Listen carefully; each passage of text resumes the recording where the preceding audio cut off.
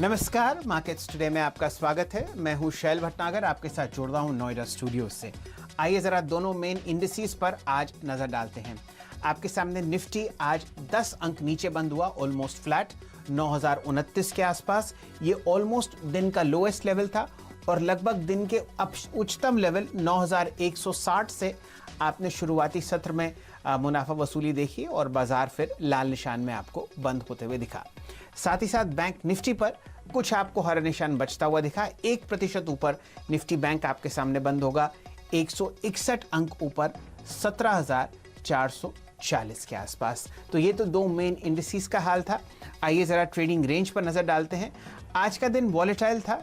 शुरुआती सत्र में बाजार गैप अप ऊपर खुला और लगभग 9160 का उच्चतम लेवल आपने निफ्टी पर लगता हुआ देखा। वहां से बिकवाली का सत्र शुरू हुआ और दिन के लोएस्ट लेवल 9029 पर आपने इस इंडेक्स को बंद होता हुआ देखा। आज की ट्रेडिंग रेंज निफ्टी पर 165 पॉइंट थी। बैंक निफ्टी पर यही हाल था। आपने दिन का उच्चतम लेवल देखा लगभग 17,760 और इसने लगभग 371 पॉइंट के दायरे में आज ट्रेड होते हुए देखा। सेंसेक्स पर इसी तरीके से 575 पॉइंट का हाई और लो के बीच में फर्क था। एडवांस डिक्लाइन रेशियोज पर नजर डालिए।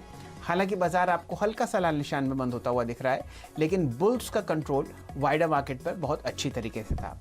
निफ्टी के 50 शेयर में से 31 ऐसे थे जो हरे निशान में बंद हुए। इसी तरीके से सेंसेक्स के 30 शेयर में सिर्फ 12 ऐसे थे जहां पर आपने लाल निशान देखा। बैंक निफ्टी जैसे मैंने आपको बताया लगभग 1% ऊपर बंद हुआ। यहां पर एडवांस डिक्लाइन रेशियो 12 में से 9 शेयर्स आपको हरे निशान में बंद होते हुए दिखे। दिग्गजों का खेल एफएनओ, यहां पर लगभग 96 फ्यूचर्स हरे निशान में बंद हुए और 47 ऐसे थे जहां पर आपने लाल निशान देखा। ब्रॉडर मार्केट्स में बुल्स थोड़ा सा आगे थे। आज हफ्ते का पहला शुरुआती सत्र था। एनएससी पर आपने 918 शेयर हरे निशान में बंद होते हुए देखे और यही आंकड़ा बीएससी पर लगभग 1230 था। तो हल्का सा आप आगे बुल्स को आज देखते रहे। चलिए आज आपको अपने पूरे पैनल से मिलवाते हैं। हमारे साथ वीरेंद्र जी जुड़ेंगे जो एफएनओ पर चर्चा करेंगे। कॉल्स और पुट्स के हिसाब से कहां पर निफ्टी और बैंक निफ्टी पोजीशन है वो आपको अपना व्यू देंगे।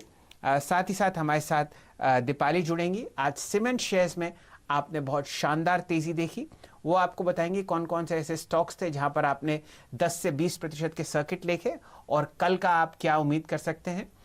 सुमित जी और वरुण जी हमारे साथ जुड़ेंगे नतीजों के लिए। सन फार्मा, यूनाइटेड स्पिरिट्स और डाबर के नतीजे ड्यू हैं तो इन पर भी चर्चा होगी। आज के हमारे मेहमान हैं श्री प्रदीप होचंदानी साहब। प्रदीप जी आपका स्वागत है। 2 मिनट में आपके साथ जुड़ते हैं। सबसे पहले जाते हैं वीरेंद्र जी के पास, वो आपको बताएंगे आज ऑप्शंस डेटा में उन्होंने क्या देखा। वीरेंद्र जी स्वागत है आपका। हफ्ते का पहला कारोबारी सत्र निफ्टी 10 पॉइंट नीचे बंद हुआ। जी चलिए, कल हम एक्सपायरी -1 पे ट्रेड करेंगे, यानी एक्सपायरी से एक दिन पहले बुधवार को। डेटा थोड़ा सा ऑप्शंस का खराब है क्योंकि आज कॉल राइटर्स 9300 फिर 9200 और आज 9100 पे भी आ गए। आज 91, 92, 93 मिला के कुल मिला के 28 लाख कॉल्स बिकी हैं। 9000 पे कोई पुट राइटिंग नहीं है और साथ ही साथ 8800 का पुट राइटर थोड़ा सा बाहर निकला। तो कल के लिए अगर आप देखें स्टैट्स थोड़े से कमजोर है और चांसेस है कि हम 9000 को तोड़ के एक बार शायद 89 सकते हैं। तो कल का दायरा 8900 और ऊपर की तरफ 9100। जहां तक निफ्टी बैंक का सवाल है, बहुत स्ट्रॉन्ग कॉल राइटिंग हुई है 17,600, 700 और 18,000 के जोन में। तो 17,600 अपर कैप और नीचे 17,000 पे सबसे स्ट्रॉन्ग वाई खड़ा है करीब 5.5 लाख का। तो कल का लोअर बेस होगा बैंक निफ्टी का 16,800, 16,900 और ऊपर 17,500, 17,600। धन्यवाद वीरेंद्र जी, आपने बहुत अच्छी तरीके से समझाया किस हिसाब से कॉल्स और पुट्स पोजीशन है। चलिए प्रदीप जी आप हमारे साथ जुड़े हुए हैं। ये बताइए निफ्टी और बैंक निफ्टी आपको चार्ट्स पर कैसा दिखता है। पिछले 3 हफ्ते से हर हफ्ते निफ्टी लाल निशान में बंद हो रहा है। आज मंगल के दिन यहाँ पर आपने बिकवाली देखी और मई का लो है 8823। बताइए चार्ट्स पर आपकी क्या राय है कल के लिए। नमस्कार शैल जी। तो आज का ट्रेडिंग तो दोनों मेन इंडेक्सेस के लिए वीक ही कहा जाएगा। शुरुआत हुई थी हाई के पास और through the session continuously decline होके लो के पास दोनों मेन इंडेक्स क्लोज हुए। हाँ, ब्रॉडर इंडेक्सेस में पॉजिटिविटी जरूर थी पर दोनों मेन इंडेक्सेस पे तो वीकिश बायस ही है। अगर निफ्टी की मैं अगर बात करूं तो आर्ली चार्ट पे अगर जो रिसेंट बॉटम्स को कनेक्ट करते हैं तो वो एक ट्रेंड लाइन का सपोर्ट जरूर से आज के बॉटम के आसपास है। तो यहाँ पे एक जो फ्रेश नेगेटिव बायस आएगा वो आज का जो इंट्राडे लो था 8996 का वो ब्रेक होने पे आएगा। तो अगर मुझे ट्रेड लेना है तो मैं आज के बॉटम के टूटने पे कल फ्रेश शॉर्ट पोजीशन इनिशिएट करूंगा।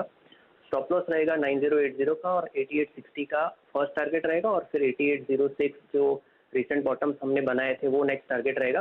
पर फ्रेश ट्रेड जो शॉर्ट का बनेगा वो आज के लो के नीचे रहेगा। Bank Nifty clearly weaker index है, जो आरडी चार्ट पे जो रेजिस्टेंस है उसको क्रॉस नहीं कर पा रहा है। तो यहाँ पे मैं कंफर्टेबल हूँ इस लेवल पे भी शॉर्ट करने के लिए। तो बैंक निफ्टी को अगर मुझे व्यू लेना हो तो मैं इस लेवल पे शॉर्ट करूंगा कल। यहाँ पे जो स्टॉप लॉस रहेगा वो 17680 का रहेगा जो आज का हाई भी है और 34 आर की एवरेज भी है। तो इसी स्टॉप लॉस के साथ बैंक निफ्टी को शॉर्ट कर सकते हैं। 17100 का इसमें टारगेट रहेगा। चलिए, दोनों पर आपका रुझान नेगेटिव है। कंडीशनल सेल आपने निफ्टी पे दी और आप हिम्मत रखते हैं कि इस लेवल पर भी आप बैंक निफ्टी को शॉर्ट करें। प्रदीप जी, आप अपने 2 ट्रेड्स भी शेयर कर लीजिए और फिर ज़रा चर्चा को एक्सपैंड करेंगे। सबसे पहले दीपाली जी के पास जाएंगे जो सीमेंट शेयर्स में आपको बताएंगी किस हिसाब से आज तेज़ी थी। आपके 2 कॉल्स कल के लिए। चलिए, मार्केट भले ही वीक बन रहा है पर ब्रॉडर इंडाइसिस में काफ़ी तेज़ी थी। तो 2 स्टॉक हमने बाइंग के लिए पसंद किए हैं। उसमें पहला स्टॉक है ऑटो एंसिलरी स्पेस का मदरसन सुमी। आर्ली चार्ट्स पे अगर देखते हैं तो एक चैनल का ब्रेकआउट मटेरियलाइज हुआ है। डेली चार्ट्स पे एक डाउनवर्ड स्लोपिंग ट्रेंड लाइन का ब्रेकआउट मटेरियलाइज हुआ है। वॉल्यूम भी जो प्रीवियस डे के वॉल्यूम थे उससे 3 गुना के करीब आज हुए हैं। तो ये मेरा पहला बाइंग पिक रहेगा। 81 का इसमें स्टॉप लॉस रहेगा और 91 के टारगेट रहेंगे। 3 से 4 दिन का इसमें पर्सपेक्टिव रहेगा। दूसरा जो ट्रेड है और रिकमेंडेशन है वो है इंद्रप्रस्थ गैस लिमिटेड IGL। ऊपर के लेवल से ये कूल ऑफ होने के बाद 5-6 दिन से कंसोलिडेशन चल रही थी इसकी 34 दिन की एवरेज के पास और फिर उस कंसोलिडेशन का आज ब्रेकआउट देखने को मिला है अच्छे वॉल्यूम के साथ। तो ये मेरा दूसरा बाइंग पिक रहेगा। 456 के इसमें स्टॉप लॉस रहेंगे और 494 के टारगेट रहेंगे। टाइम फ्रेम इसमें भी 3 से 4 दिन का रहेगा। चलिए, हमारे देश की सबसे बड़ी auto ancillary company Motherson Sumi पर बुलिश हैं प्रदीप जी कल के लिए और पोजिशनली भी, और साथ ही साथ इंद्रप्रस्थ गैस जो कि सिर्फ 10% नीचे है अपने ऑल टाइम हाई पर, वहां पर भी आपको एक अच्छा बाय कॉल आता हुआ दिख रहा है। चलिए, सेक्टर ऑफ द डे आज सीमेंट था। उम्मीद की जा रही है कि मई में जो आप मंथली सेल्स देखेंगे सीमेंट की वो शायद आपको बहुत अच्छी तरीके से पसंद आए और वो आंकड़ा आपको आने में सिर्फ 4 या 5 दिन रह गए हैं। आज आपने शानदार तेज़ी देखी लार्ज कैप, मिड कैप और स्मॉल कैप स्टॉक्स में, लेकिन हमारे साथ दीपाली जी जुड़ी हुई हैं। वो बहुत अच्छी तरीके से इस सेक्टर को ट्रैक करती हैं और वो आपको बताएंगी आज दरअसल हुआ क्या सीमेंट में। आज हमने जोरदार तेजी पूरी ही पॉकेट में बनते हुए देखी। हमने देखा ककातिया सीमेंट में 10% का अपर सर्किट लगा, बिरला कॉप 20% के अपर सर्किट पर बंद हुआ। अगर कुछ और मिड कैप स्टॉक देखेंगे तो जेके सीमेंट, जेके लक्ष्मी सीमेंट, स्टार सीमेंट, हम यहाँ पर 7 से 14% तक की तेजी इंट्राडे में बनती हुई दिखी। 3 इंपॉर्टेंट फैक्टर्स है क्यों ये तेजी बनी है। पहली चीज तो ये कि जो ये मोमेंटम आज बना है ये पिछले 1 हफ्ते से धीरे धीरे बन रहा था तमाम सीमेंट स्टॉक्स में, इसीलिए हमने 1 हफ्ते के दौरान 35% तक का भी मूव कुछ सिलेक्टेड स्टॉक्स में आते हुए देखा है। तेजी क्यों बनी है? पहली चीज जो आपने हाईलाइट की मई की बात, पहले आशंका ये थी कि जो मई में वॉल्यूम्स हैं वो वाई बेसिस पे 20 से 25% ड्रॉप हो सकते हैं, लेकिन अब एक्सपेक्टेशंस ये हैं कि वॉल्यूम्स का आंकड़ा मई के दौरान बेहतर रह सकता है क्योंकि जो यूटिलाइजेशन लेवल है कंपनियों का वो अप्रैल में 35% था जो कि बढ़कर अब 65% पर आ चुका है और पिछले साल मई में भी जो यूटिलाइजेशन लेवल था वो 65% पर ही था। तो अनुमान ये लगाया जा रहा है कि 20 से 25% डिक्लाइन की बजाय जो वॉल्यूम्स है वो फ्लैट रह सकते हैं वाई बेसिस पे। पहला इंपॉर्टेंट ट्रिगर। दूसरी इंपॉर्टेंट बात यह कि मई के दौरान across all region cement companies ने लॉकडाउन होने के बावजूद भी जो प्राइसेस है उनको बढ़ाया है। सबसे ज्यादा प्राइसेस सदर्न मार्केट में बढ़े हैं जहां पर 40 से 45 रुपए प्रति बैग प्राइसेस सर्ज हुए हैं। इसके अलावा अगर आप ईस्टर्न, सेंट्रल या फिर नॉर्दर्न मार्केट्स की बात करेंगे वहां भी 20 से 30 रुपए प्रति बोरी प्राइसेस सर्ज हुए हैं। तीसरी इंपॉर्टेंट फैक्टर, कोविड की वजह से कंस्ट्रक्शन एक्टिविटीज रुकी हुई थी, लेकिन मॉनसून से पहले एक रिकवरी दिख रही है कंस्ट्रक्शन एक्टिविटीज में। एक पेंडिंग डिमांड है अर्बन और रूरल एरियाज में, वहां से डिमांड आ रही है। कई गवर्नमेंट के इंफ्रास्ट्रक्चर प्रोजेक्ट्स हैं जो रुके हुए थे वहां पर वापस से कामकाज रिइंस्टेट हो रहा है। एक आखिरी पॉइंट जो कि इंपॉर्टेंट है, कई रिपोर्ट्स आई, आज आईसीआईसीआई सिक्योरिटीज की रिपोर्ट आई, पिछले हफ्ते एमके और कोटक की रिपोर्ट आई। तो तीनों रिपोर्ट्स में एक बात मेंशन की गई है कि अगर ये कंस्ट्रक्शन एक्टिविटीज का जो रुझान है ये मेंटेन हो सकता है तो हो सकता है फर्दर प्राइस हाई कंपनीज की ओर से आता हुआ दिखे। इसीलिए आज भी जो ऐसे सिक्योरिटीज की रिपोर्ट आई है उन्होंने अक्रॉस द बोर्ड तमाम सीमेंट कंपनीज पर बाय रेटिंग दी है। चलिए, ये राय आपको मिली कि क्यों तेजी थी। अब इस सेक्टर में सबसे पसंदीदा स्टॉक कौन सा है वो आपको हो चंदानी साहब बताएंगे अपनी चार्ट्स देखकर। प्रदीप जी बताइए, लार्ज कैप, मिड कैप और स्मॉल कैप स्पेस में एक एक सीमेंट पिक दीजिए। मैं ये उम्मीद कर रहा हूं कि ये तेजी कम से कम आपको इस हफ्ते तो चलती हुई देखी। बताइए आपकी क्या पसंद है सीमेंट स्पेस में। देखिए, 2 स्टॉक मैं बताना चाहूंगा। उसमें पहला श्री सीमेंट है। स्टॉक अपने 200 दिन की मूविंग एवरेज के ऊपर बंद है और ये काफी समय के बाद हो रहा है कि ये स्टॉक ने 200 दिन की मूविंग एवरेज कंक्वायर की है। और यहाँ पे मेरे को लग रहा है कि एक अच्छा मूव बन सकता है। 19,200 के स्टॉप लॉस से इसमें बाइंग की जा सकती है और 23,000 का इसमें मेरे को टारगेट दिखता है। दूसरा जो स्टॉक है वो जेके लक्ष्मी सीमेंट है। बहुत ही स्ट्रॉन्ग ब्रेकआउट डेली चार्ट पे मटेरियलाइज हुआ है, एक trend line, downward sloping trend line का। वॉल्यूम्स भी काफी बढ़िया है, तो यहाँ पे मेरे को लगता है कि एक अच्छी अपमूव आ सकती है। यहाँ पे स्टॉप लॉस रहेगा 206 और टारगेट इसमें आ रहे हैं इसकी 200 दिन की मूविंग एवरेज के जो 290 के आसपास है। ऑब्वियसली इसमें टाइम फ्रेम थोड़ा सा ज्यादा रहेगा, पर ये जो स्टॉक है जो सीमेंट स्पेस में मैं करंट लेवल पे बाइंग करना चाहूंगा। चलिए, एक पोजिशनल कॉल आपको मिली है श्री सीमेंट पर। आज स्टॉक जैसा कि प्रदीप जी बता रहे थे 200 डीए में तोड़ा है और बहुत ही शानदार तरीके से बाजार बंद होने के 1 घंटे पहले से इसमें आपको अच्छा बिल्डअप दिखा एफएनओ में भी और कैश में भी। मैं उम्मीद करता हूं कि ये तेज़ी आपको बरकरार दिखेगी कल के दिन के लिए भी। साथ ही साथ जेके लक्ष्मी सीमेंट बहुत ही शानदार स्टॉक है, 2-3 बाय कॉल्स इस पर ऑलरेडी आ चुके हैं। चलिए चर्चा को जरा और बढ़ाते हैं। सबसे पहले प्रदीप जी जरा ध्यान दीजिए आज निफ्टी के टॉप कंट्रीब्यूटर पर जो है आईटीसी। इस कंपनी ने आज एक अपनी छोटी मूविंग एवरेज तोड़ी है, लेकिन स्टॉक हल्का सा आपको दिन के उच्चतम लेवल से नीचे बंद होता हुआ दिखा। बताइए चार्ट्स पर आपको आईटीसी कैसा लगता है। पिछले 2 हफ्तों से स्टॉक में शानदार रैली है, क्या ये रैली बरकरार रहेगी या यहाँ पर आप मुनाफा बुक करने के एडवाइस देंगे? चलिए, मेरे हिसाब से तो इसमें तेजी आगे बढ़ सकती है। स्टॉक ने रिसेंटली जो इसका लास्ट मंथ का टॉप था 193.75 उसको काटा है और उसी के अराउंड मूव कर रहा है। पर जिस हिसाब से ये डेली और वीकली चार्ट्स पे फॉर्मेशन बना रहा है, तो इसमें मेरे हिसाब से एक अपमूव की गुंजाइश ज्यादा है, नेक्स्ट लेग ऑफ अपमूव। मेरे हिसाब से जो नेक्स्ट इसमें टारगेट रहेगा वो एक जो डेली चार्ट पे ट्रेंड लाइन का रेजिस्टेंस है वो करीबन 210 के आसपास आ रहा है। तो 20 रुपए की और एक अपसाइड में आईटीसी में देख रहा हूँ। यहाँ पे इसकी 34 दिन की मूविंग एवरेज है वो अच्छे सपोर्ट का काम करेगी, वो 176 पे है। तो 176 के स्टॉप लॉस के साथ इसको बाय करना चाहिए 210 के टारगेट के लिए। चलिए, ये राय आपको मिल रही है आईटीसी पर। और अगर आप पिछले 2 या 3 दिन का वॉल्यूम चार्ट देखें कैंडल स्टिक पर तो देखते ही बनता है शानदार रैली और बेहतरीन प्राइस एक्शन आपको दिख रहा है वॉल्यूम के साथ साथ। आज लगभग 5 करोड़ 25 लाख शेयर ट्रेड हुए थे। आपने फ्राइडे को लगभग 3 करोड़ 55 लाख शेयर ट्रेड होते हुए देखे और उससे एक दिन पहले यहाँ पर आपने लगभग 5 करोड़ 65 लाख शेयर ट्रेड होते हुए देखे। तो वॉल्यूम और प्राइस दोनों आपको साथ बहुत अच्छी तरीके से चलता हुआ दिखेगा। एक और रैली जहां आपको आती हुई दिखी हो चंदानी साहब, वो था मेटल स्पेस। आप बताइए मेटल्स में आपका सबसे पसंदीदा काउंटर कौन सा है? और फिर मैं एक इंडिविजुअल स्टॉक के बारे में राय लूंगा जो है स्टील अथॉरिटी ऑफ इंडिया, 3.5% ऊपर। आपकी राय में बताइए कहां आपको सबसे शानदार तेजी देखी प्रदीप जी, और क्या आप रिकमेंडेशन देंगे मेटल स्पेस में? जी, तो मेरे जो ध्यान में आ रहा है वो है जेएसडब्ल्यू स्टील। स्टॉक अपने 34 डीएमए के आसपास 5-6 दिन से कंसोलिडेट कर रहा था और आज आप इसके वॉल्यूम अगर नोटिस करें तो एवरेज 10 डे वॉल्यूम से दुगने वॉल्यूम के साथ ये आज करीबन 5-6% बढ़ा है और निफ्टी का टॉप गेनर भी था। यहाँ पे मेरे को लगता है कि एक अच्छा अपमूव आ सकता है।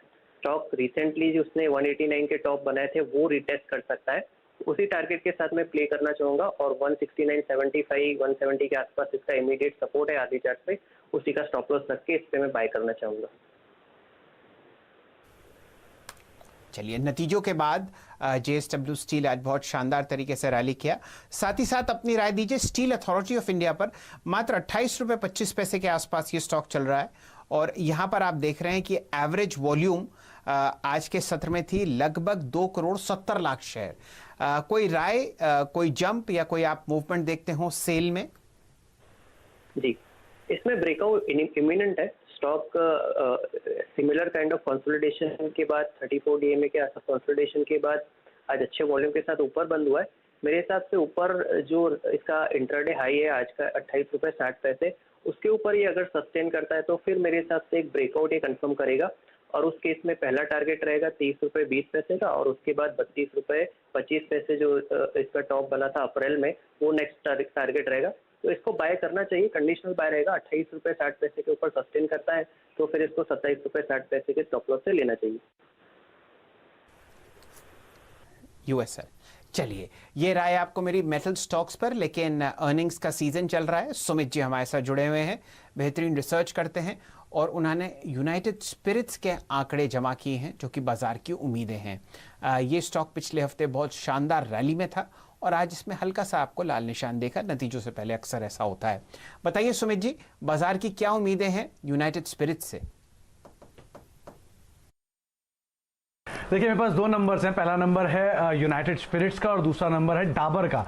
यूनाइटेड स्पिरिट्स के नंबर्स काफ़ी क्रूशियल है कि सीक्वेंशियल बेसिस पे नंबर्स में एक स्लाइट डिक्लाइन का अनुमान लगाया जा रहा है। वॉल्यूम जो कि पिछली बार 3% के आसपास की ग्रोथ दिखा रहे थे, इस बार स्लाइटली डिक्लाइनिंग साइड पर रहेंगे, करीब 5 से 6% के आसपास की डिक्लाइन। कुछ लोग 7 से 8% का भी डिक्लाइन का एक अनुमान लगा रहे हैं, लेकिन ऑन एन एवरेज 3 से 4% का एक डिक्लाइन आता हुआ दिखाई पड़ सकता है वॉल्यूम फ्रंट पर।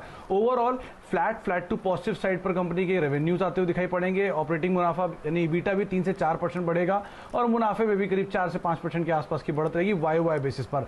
वाई नंबर्स बेहतर रहेंगे, सीक्वेंशियली फ्लैट टू नेगेटिव आते हुए दिखाई पड़ेंगे। प्रीमियम सेगमेंट में करीब 5 से 7% की डिक्लाइन की बात है और जो रेगुलर सेगमेंट है वहां पर करीब 10 से 11% के आसपास का डिक्लाइन आ सकता है। तो इन नंबर्स पर आप नजर रखिएगा। दूसरा आंकड़ा है डाबर का। डाबर एक केस में 4% की वॉल्यूम ग्रोथ थी पिछले साल इसी तिमाही में और इस बार यह अनुमान है कि 5% के आसपास की वॉल्यूम ग्रोथ आएगी। पिछली तिमाही में ये 5% की थी, तो पिछली तिमाही यानी कि तिमाही दर तिमाही ये फ्लैटिश नोड पर एक वॉल्यूम ग्रोथ आने का अनुमान है। लेकिन वाई बेसिस पर इन्हें अच्छी ग्रोथ आएगी रियल सेगमेंट की तरफ से या फिर आयुर्वेद सेगमेंट की तरफ से, जहां मार्केट्स मान के चल रहा है कि एक बेटर साइड पे नंबर आएगा। सीक्वेंशियली बिल्कुल फ्लैट नंबर आने का अनुमान है मुनाफे फ्रंट पे और ऑपरेटिंग मुनाफे फ्रंट पे। तो इनफैक्ट करीब पॉइंट्स में ये बढ़ता हुआ दिखाई पड़ेगा, लेकिन वाई बेसिस पर करीब 2 से 3% के आसपास तक का बढ़त कंपनी के मुनाफे में आ सकती है और ऑपरेटिंग मुनाफा भी करीब 1.5 से 2% के आसपास बढ़ने का अनुमान है। तो वाई नंबर्स ठीक रहेंगे, सीक्वेंशियली फ्लैट आएंगे और यूनाइटेड स्पिरिट्स के वाई अच्छे होंगे, सीक्वेंशियली डिक्लाइन आता हुआ दिखाई पड़ेगा। चलिए प्रदीप जी, आपकी राय यूनाइटेड स्पिरिट्स पर? नतीजों से एक दिन पहले स्टॉक 2 दिन से लाल निशान पे है और बहुत शानदार तरीके से इंतजार कर रहा है अपने 200 DMA पर। बताइए क्या राय है, चार्ट्स पर आप क्या सजेस्ट करेंगे? चलिए, इसमें बहुत अच्छी अपमूव हमने देखी है। मई महीने में 487 का बॉटम था 12 मई को और फिर 2 दिन पहले इसने 615 के टॉप बनाए। अब स्टॉक यूजुअली जैसे होता है कि मूविंग एवरेजेस के साथ कैचअप करता है, तो वो फेज में है। तो मेरे हिसाब से एक ओवरऑल बायस जरूर से पॉजिटिव है। 563 पे इसकी मूविंग एवरेज का सपोर्ट है, तो ये वहाँ अगर पोजिशनल लॉन्ग है तो 563 के स्टॉप लॉस से होल्ड जरूर से कर सकते हैं। अब ये जो मैंने अपमूव की बात की तो 615 तक जो गया था, तो वहाँ पे एग्जैक्टली वहाँ पे इसकी 34 महीने की एवरेज है और उसी ने इसको रेजिस्ट किया है। तो एक फ्रेश अपमूव के लिए 615 का क्रॉसओवर होना जरूरी है। वो होता है तो फिर इसमें एक बड़ी तेजी देखी जा सकती है 700 रुपए तक। तो फॉर द टाइमिंग ये कंसोलिडेशन फेज में 615 क्रॉस होता है तो नेक्स्ट लेग ऑफ अपमूव आएगा और अगर पोजिशनल लॉन्ग है तो 563 का एक स्टॉप लॉस लगा के होल्ड किया जा सकता है। चलिए इसमें ज़रा नतीजों का इंतज़ार कीजिए और उसके बाद आप कॉल ले सकते हैं। यहाँ पर हम लोग लेंगे एक छोटा सा ब्रेक, लेकिन ब्रेक के बाद हम लोग डिस्कस करेंगे नतीजे सन फार्मा के, जो कि वरुण जी आपको बताएंगे, और साथ ही साथ यतिन जी हमारे साथ जुड़े हुए हैं। डीलिंग रूम चेक 2-3 स्टॉक्स पर चर्चा होगी जहाँ पर आप लॉन्ग या शॉर्ट पोजीशंस ले सकते हैं वेडनेसडे के ट्रेड के लिए। जुड़े रहिए हमारे साथ। प्रदीप जी की सेल कॉल्स आपके सामने चल रही हैं, उनका रुझान नेगेटिव है निफ्टी और बैंक निफ्टी पर। टारगेट्स और स्टॉप लॉस आपके सामने हैं। इंडिविजुअल स्टॉक फ्यूचर्स पर अगर आप ध्यान दें तो उन्होंने एक बाय कॉल आपको इंद्रप्रस्थ गैस पे दी है और साथ ही साथ एक बाय कॉल प्रदीप जी ने थोड़ी देर पहले दी थी इंद्रप्रस्थ गैस के साथ साथ मदसन सुमी पर। बाकी इंडिविजुअल सीमेंट स्टॉक्स पर वो बहुत ज़बरदस्त तरीके से बुलिश हैं। श्री सीमेंट उनकी पसंदीदा कंपनी है और साथ ही साथ जेके लक्ष्मी सीमेंट पर भी उनका पॉजिटिव रुझान है। अन्य कई स्टॉक्स जो हैं हम ब्रेक के बाद डिस्कस करेंगे। आप जुड़े रहिए हमारे साथ।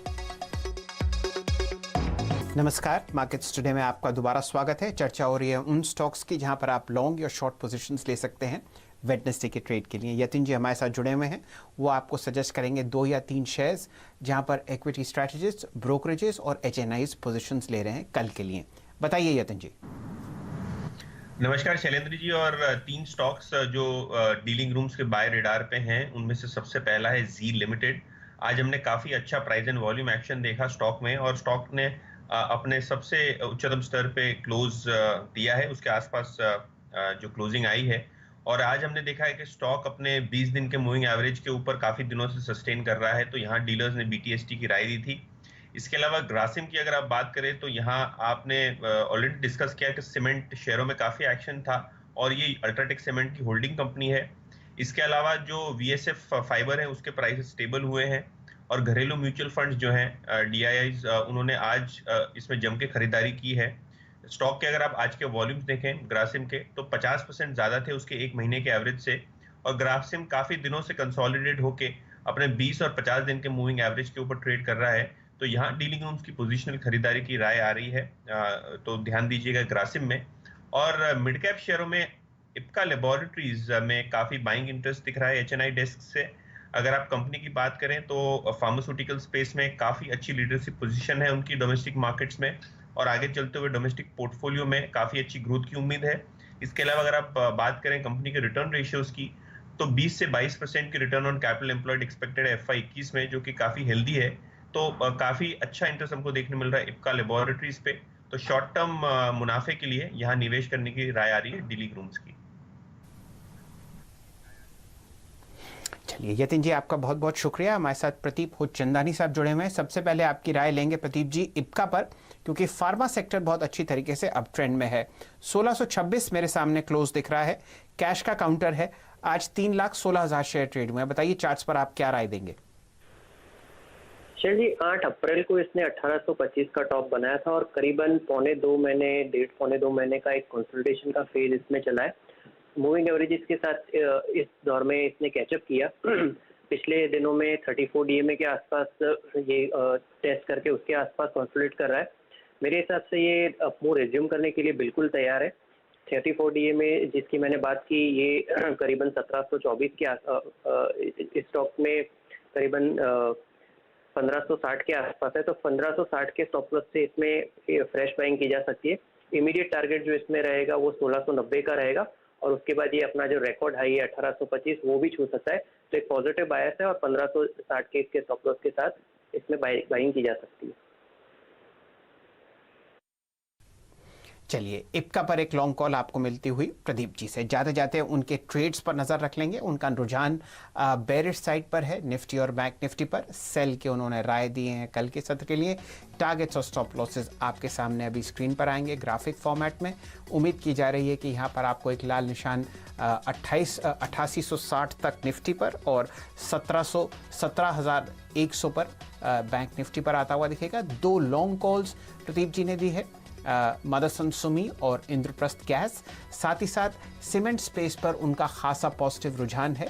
जे के लक्ष्मी सीमेंट और ख़ासकर श्री सीमेंट पर वो बहुत पॉजिटिव हैं। साथ ही साथ ITC पर उन्होंने एक लॉन्ग राय दी है, 210 का टारगेट आपको बताया है।